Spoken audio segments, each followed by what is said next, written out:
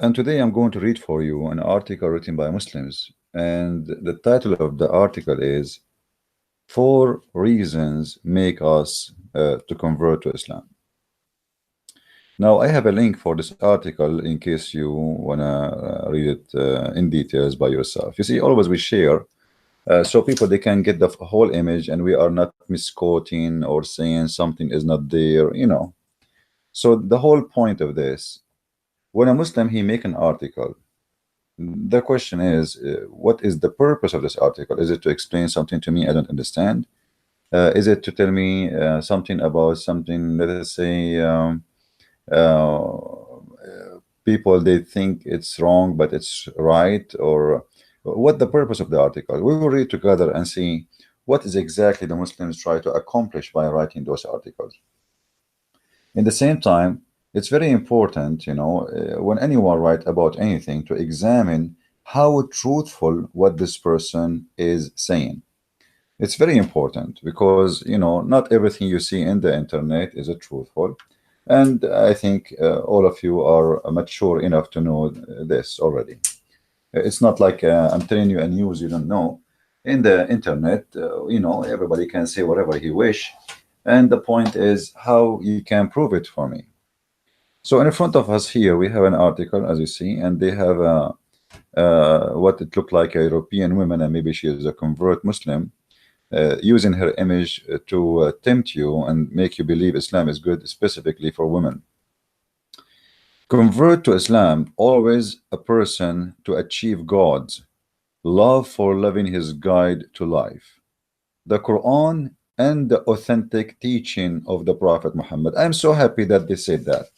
So what Islam is the Quran and the authentic teaching of the Prophet Muhammad.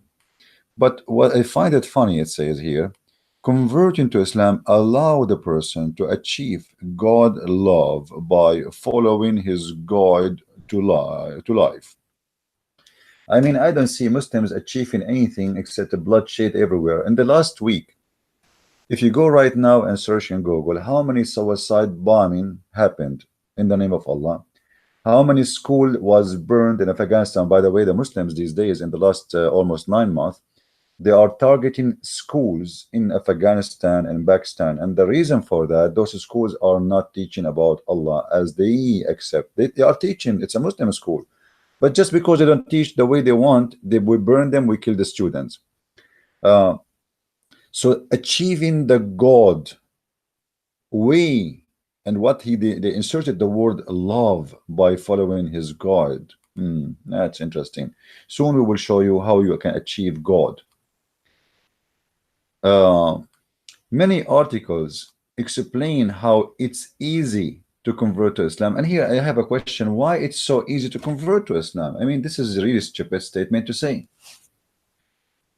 Why so easy? And as long you just admit it, it's so easy to convert to Islam, why it's so hard to leave Islam? And hard here, I'm not saying hard because you don't want to leave, but Muhammad, he says, I remember the Muslim, they agreed in the same article that Islam is based in the Quran and the Hadith. And both in the Quran and the Hadith, it's speaking about the one who is apostate should be killed. Muhammad, he said, as an example,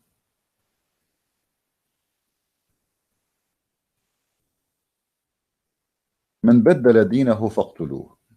The one who changed his religion, kill him. Okay, so it's very easy to convert to Islam, but if you want to leave Islam, we kill you. It's so one-way access. You try to leave.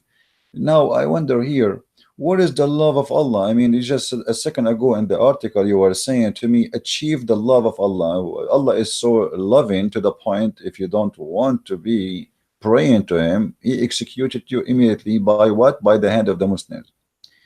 If you go in the Quran, we will find the Muslims believe that it's the duty of the Muslims. For Allah, he cannot punish anyone to kill you and torture you. If we go here And as you see, I don't make speeches, you know, I show people what is written in the Quran, not what I say. It's not my statement. Chapter 9, verse number 14. Interesting. The love of Allah. Remember in the article they were saying to us, achieving the love of Allah. Let us see the love of Allah. What is that? I mean, how you can achieve God love? And God here supposed to be Allah. How we can achieve that love? Interesting. Read with me carefully, chapter 9, verse number 14. And you can read any translation you wish. I mean, you don't like Yusuf Ali, we jump to Shakir, to Bakhtal, to Mahsen Khan. All of them are a bunch of scammers. None of them is the translation is accurate. But I'm using them because it's a Muslim translation. If I translate, they will say, okay, he is changing the meaning. So which one you want, Muslims? Anyone in the text want to choose one? Pick up one. Pick up one. Pick up one. All right.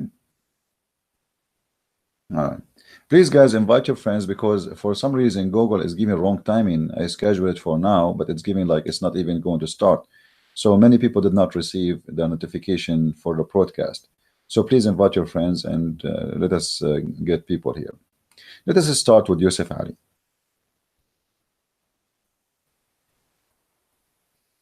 Fight them, and Allah will punish them by your hands. If. Cover them with shame. What? And that when you fight them and kill them, that will heal the breast of the believers. I mean, do you see how much hate in the breast of the believers? To the point that hate will not be healed unless you cut the head of somebody and shed his blood. And this is supposedly achieving the love of God and the way to live peacefully. Islam means submission, brother. Submission, you submit willingly. So why you want to kill them? You see how they lie to you. You know, every donkey who says to you, Islam means submission, there's one of two things. Either he's trying to fool you, or he himself, he have no idea what he's talking about.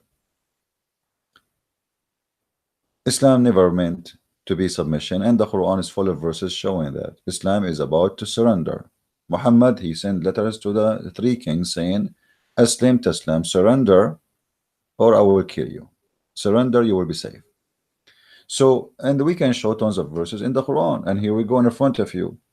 Fight them, and fight them here is, you know, the word in Arabic is qatilu. Qatilu is not like fight them by boxing or talking. Fight, the qatilu is coming from the word kill. The word kill in Arabic, uqtul, qatala. Qatilu is an order for a group of people. If you have a three and more, you say qatilu.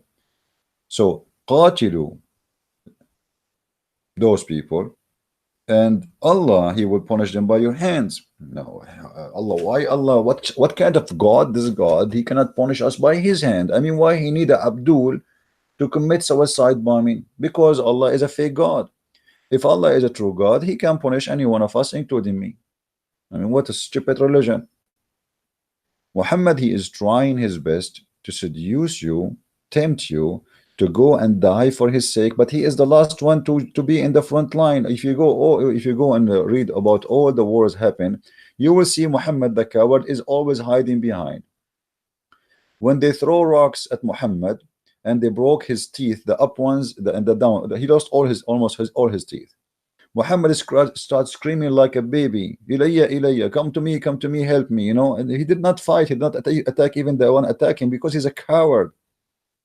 So he hide between either the legs of Aisha or the donkey he ride, and when the risk come, he run away. He put Ali, ask any Muslim, they will tell you, when the Prophet he ran from Mecca, he put his cousin Ali, who was 9 years old, in the bed and covered him so he can escape. Hold on.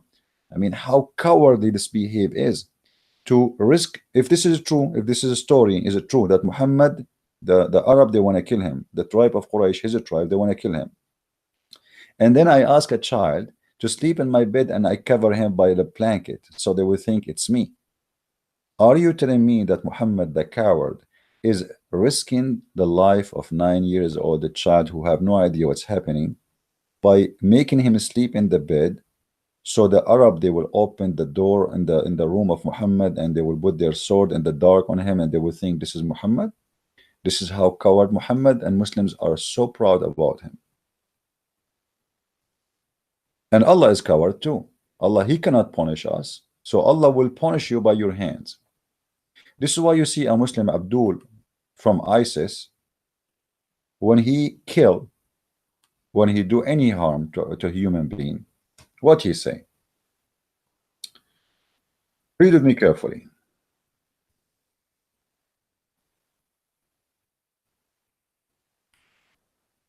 For Allah is a Satan, and Satan, he don't want you to feel guilty when you kill a human being, because you know, human being by nature, God gave him, you know, he feel like, you know, you feel that you are doing wrong. You feel that shaving is, you know, like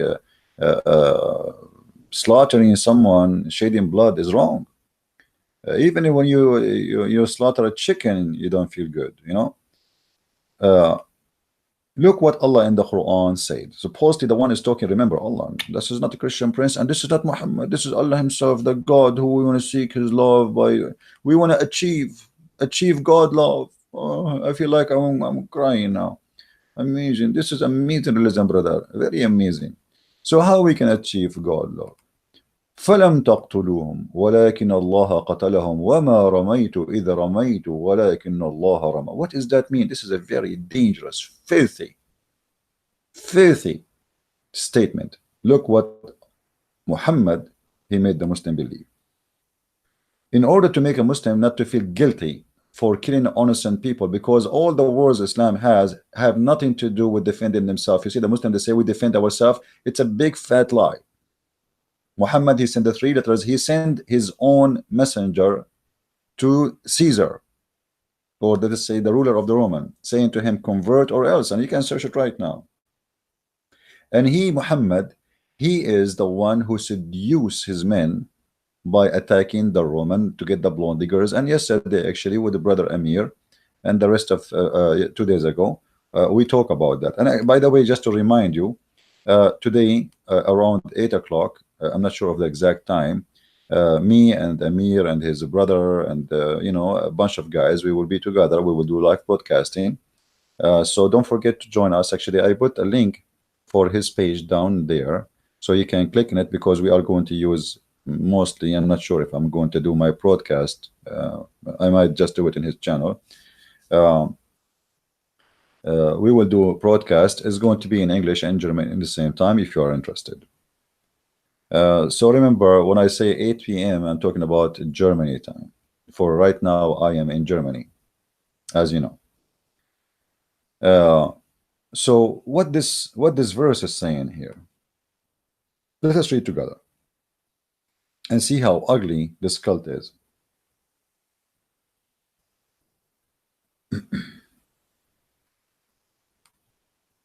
It is not you who slew them. Okay, who then? Who? It was Allah. Ew. You see how filthy this religion, satanic? You see, now a Muslim, when he slaughter you, he mentioned this verse. Why is that? It's disclaimer. It's not me who slew you, it's Allah. We showed you the verse before. It says, قاتلوهم يعذبهم الله بأيديكم. Kill them. Allah, He punished them by your hands. Now this verse making it even more perfect. Okay, don't feel guilty for killing you know, those people who did nothing to you. What, you know, you see the Muslims, they say to you that always Islam defend itself. I challenge the Muslim to show me what the Christians who live in Mecca or Al-Medina, or they call them Nasara, what they did to Muhammad. Nothing. Actually, the Christians are the first one who gave refuge to Muhammad in Ethiopia. That's the fact. Muhammad, he ran all the way to Ethiopia, to the land of the Christians, and they grant him refuge. What Muhammad did in return? He killed all the Christians in the Arabian Peninsula. If we go, we will see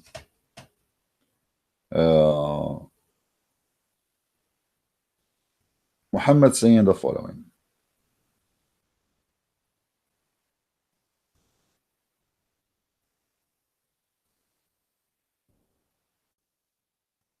Muhammad, he said, if I am victorious, I swear by Allah, I'm going to expel all the Christians and the Jews from the Arabian Peninsula. Do you see how you achieve the love of Allah?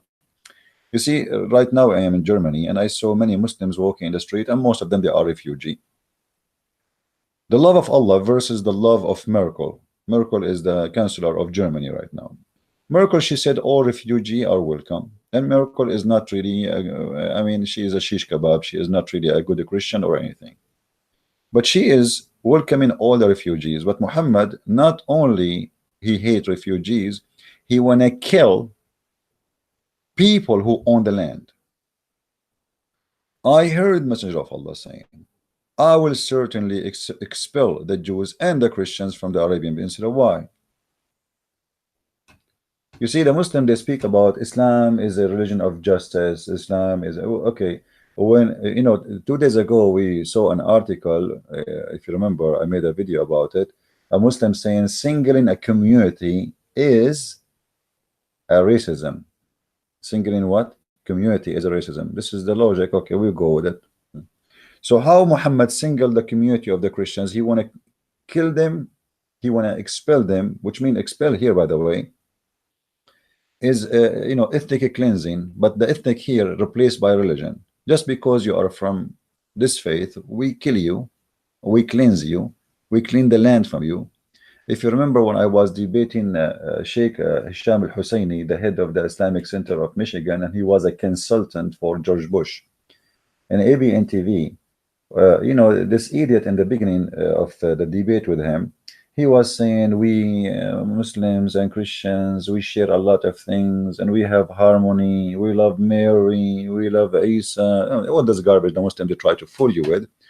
Okay, but then when the debate started and we proceed, he said literally, we are going to cleanse people like you. Literally. And he called me Zionist, and you know, this is the truth. Muhammad, he wanna cleanse nations. The Jews are nation like us. Why you wanna cleanse them? Let us say for the sake of argument, a Muslim, he will say to you, the Jews, they made a plan against the Prophet. But we know all what happened.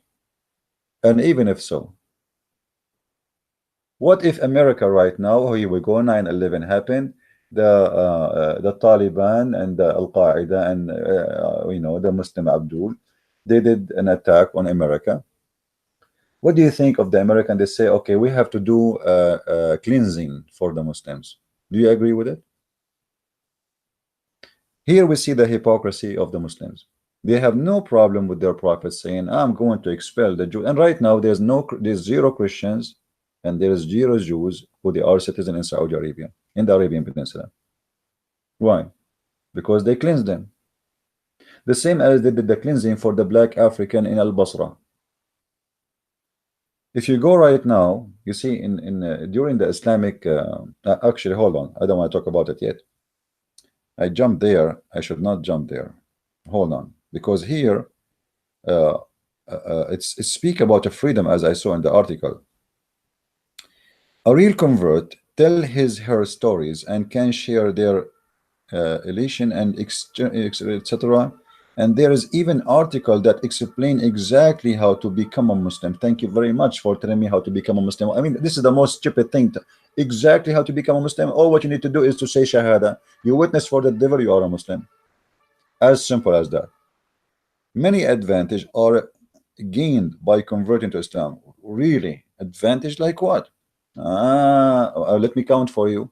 Me as a man, the first thing will happen to me when I convert to Islam, when I go to heaven, Allah will make my penis endless. And to be honest with you, I always wanted to have something like the elephant, you know, but I never thought it's going to be endless.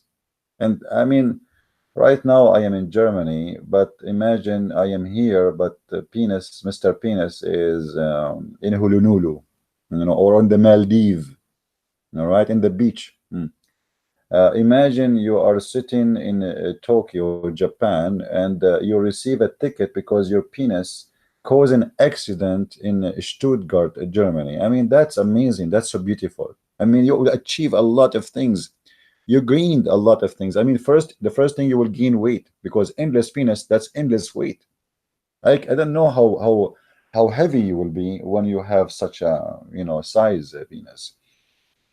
Your wife, she will be, her butt will be 1 mile, her ass, as the hadith says, مقعدها ميل من الأرض, the women, her bum will will take a size of 1 mile. Imagine your wife, she have a very beautiful butt to the point it's 1 mile. I like, amazing. I mean, all of us, we like big screen TV, and now finally we have a wife, her butt is 1 mile. I mean, who can resist that? Be honest with me. What else we will gain if we convert to Islam? Every one of us will have between 80,000 women to 80,000 boys who they are naked and they are serving us in the bed in sexual way, drinking food. I mean, this is gained slavery. You see, the Muslims, the funny about them, they say in the same article, let me go down a little bit. Converting to Islam liberates a person from slavery. I mean, that's the most hilarious title ever I heard. Slavery. Islam is the religion of slavery. The first slavery in Islam, you yourself are a slave to Allah. You see, the difference between the Christians and the Muslims is huge. And there is many naive people from our churches, sadly. They think we and Muslims, we share the same thing. A Muslim, when he pray to Allah, he is praying as a slave. A Christian, when he pray to God, he pray to is the Father, our Father. Our relationship with God is amazing. Their relationship with their God is a slave to a master. As simple as that. It's a slave. You are just a slave. How you say to me that Islam liberate you from slavery when you yourself is a slave, and then you as a slave, you capture people as slaves and you sell them in the market? Go and read all the Islamic history, including the Quran. You will see all Quran approving slavery. And not only that, Muhammad, he worked hard to promote slavery. Guys, don't forget, please, to invite your friends. For some reason, we don't have many people are in the text, and the text look like it's not moving. Are we there? Are you there, guys? Wake up, please. Wake up. In order for Muhammad to promote the slavery, he have to do something. Maybe my screen here froze. I'm not sure. Let's see what's happening.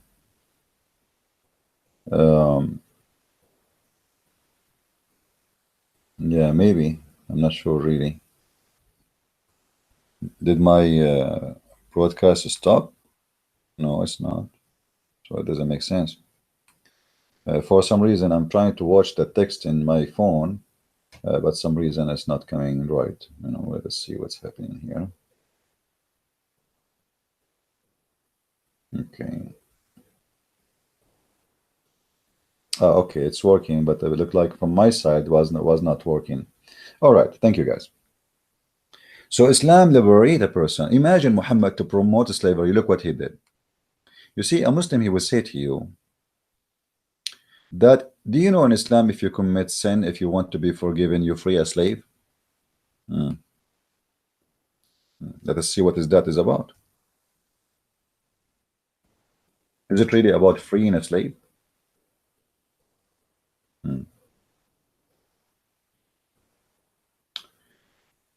Muhammad, in order to force his religion, he come with a very simple rule.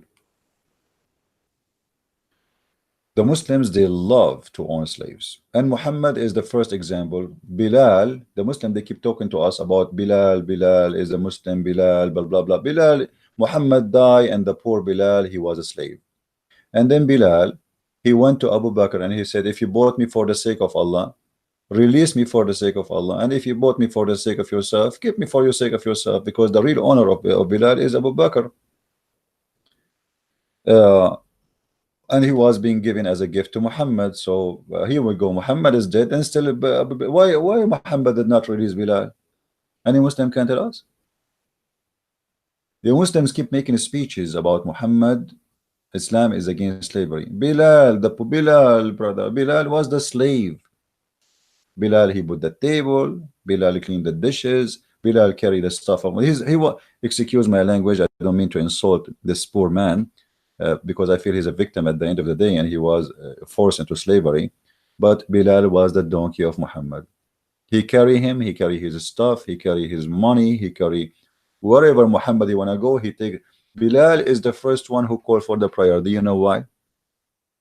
Because the white Arab man, he don't want to climb in the top of the roof 4 a.m. in the morning.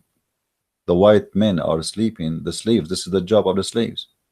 Why Muhammad don't go and call for the prayer? He's the prophet. Isn't he should be the first one to wake up to pray to God? No, it's Bilal. Bilal the slave. Read with me here carefully. Never should a believer kill a believer. And here you will see that when Islam teach about killing, is about not to kill a believer. Why the Quran doesn't say never a believer should kill anyone? No, a believer should not kill a believer. All right. But if it so happened by mistake, all right, if one so killed a believer, it's ordained that he should free a believing slave. Why in the world you own a believing slave? Somebody can explain to me? So only if I kill somebody and now I want to free myself from sin, I free a slave? I mean, isn't it freeing a slave is good anyway? Should I kill somebody? Is that a reason really to free a slave? So Muhammad, because he knew those Arab, they are extremely in love with slavery, and he is like them. He is one of the title of Muhammad was Bai'ul Abid. He buy and sell slaves, because he knew how much they are attached to own slaves. He made it hard for them, to the point says, if you kill somebody by mistake, I will force you to free a slave. And the Arabs, so please, no, we need our slaves. Oh, we will free my slave. I will not kill anyone. I will behave. If you commit sin, I will make you free a slave. Oh, no, no, no, no, I will not commit sin. I will be if you don't go to the prayer, I will make you. Oh, no, no, no, no. So Muhammad, it was a penalty. This was nothing to do about freeing the slave. This was a penalty for you for doing wrong. It is not a reward for the slave. It was a very satanic way to force Muslims to obey Muhammad. I will take your slaves from you. You see, you can keep your slaves as long as you wish. You do wrong, I will take one of your slaves. You do 10 wrongs, I will take 10 of your slaves. And those Muslims are crazy about their slaves. They want to own as much as they can. So when the Muslim tried to fool you, saying here, so look, see, here you free a slave. The fact, this is not about freeing slave. This is about a penalty for the Muslims. If Muhammad, he want to free slaves, okay, show me in the Quran where it says free a slave for no reason. I mean, just to free them. Who want to show me that? Who want to show me? Actually, if you have my books, you will see how Muhammad, how many slaves he forced them into slavery. There's a story about an owner. He decided to free his slaves in his deathbed, and he freed them. Muhammad, he heard the news that this guy in his bed, when he's dying, he freed his slaves. Muhammad, he captured the slaves and he divided them between the children of that man, which means he put them back into slavery. So when a Muslim, he says to us, you feel free, you yourself, you are a slave, and you are an owner of a slave, and slavery in Islam is a way actually to when I say to people, if you commit sin, you need to slaughter a chicken, what will happen? More chicken will be slaughtered. If I say to you, if you do this, you have to free a slave, that means you have to buy a slave in order to free a slave, and that will increase and boom the market of slavery. Did Muhammad close the market of slavery? No. People, they are buying and selling, and the Muslims are the one who's buying and selling, not the infidels, not the pagan. The Muslims are the buyers and the Muslims are the seller. So business is good. And because he himself, he buy and sell slaves, and he own a lot of slaves. If you remember the hadith where Muhammad, Abu Bakr, he entered upon Muhammad, and he found a bunch of Ethiopian women, slave women, playing, dancing for Muhammad. Uh,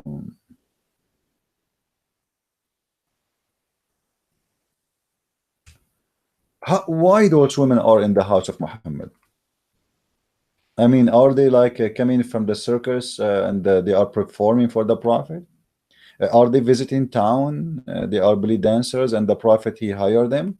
No, those are slaves who they are doing entertaining for His Majesty, the faithful Muhammad. Read with me carefully, please.